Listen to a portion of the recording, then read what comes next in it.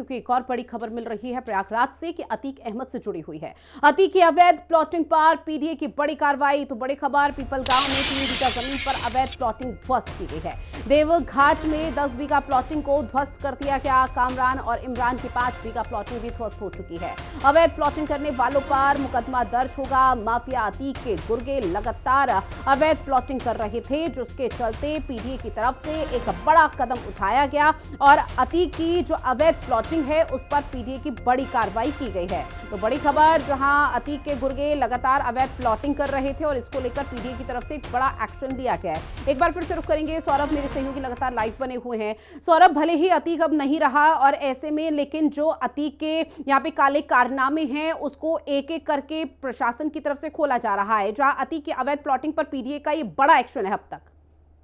बिल्कुल। तो देखिए, भले अतीक अहमद अब इस दुनिया में नहीं रहा, लेकिन उसके गुर्गे अभी भी एक्टिव हैं और कल पीडीए ने एक बड़ी कार्रवाई करते हुए प्रयागराज के 3 अलग अलग जगहों पर पीडीए ने कड़ा एक्शन लिया है और जिसकी अवैध की जा रही थी उसको तुरंत वहां पर से उसको निजात दिलाया है। क्योंकि देखिए 3 जगह पे अलग अलग है। देवघाट की बात कर ले, हम कौशाम्बी की बात कर ले, तो कुल मिलाकर तीनों जगहों पर अलग अलग तरीके से पीडीए ने अपना एक्शन किया है। क्योंकि खालिद जफर की अगर हम बात करें तो खालिद जफर अतीक अहमद का बहुत खास आदमी हुआ करता है और वही अवैध प्लॉटिंग का काम करता था। लेकिन कल जब पीडीए की टीम पहुंची तो उसने 3 अलग अलग जगहों पर जो है ये काम किया है। उन्होंने अवैध प्लॉटिंग को तुरंत बंद कराया और लोगों से अपील की कि इस तरह की प्लॉटिंग पर किसी भी तरीके के मकान न बनाए, क्योंकि पीडीए बहुत सख्त हो चुका है और जहां जहां अवैध प्लॉटिंग अतीक अहमद ने की थी वो पहले ही से उन्होंने वहां पर जो है घेराबंदी की थी। तो कुल मिलाकर कल पीडीए की तरफ से एक बड़ी कार्रवाई की गई है, क्योंकि देखिए लगातार अतीक अहमद के दुनिया में न रहने के बाद भी उनके गुर्गे लगातार एक्टिव है और आए दिन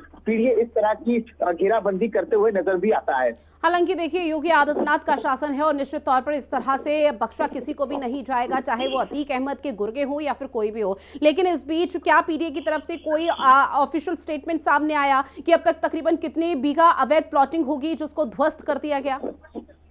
देखिए कल जो अवैध प्लॉटिंग पे जो पीडीए ने कार्रवाई की है वो लगभग 18 बीघा जमीन थी।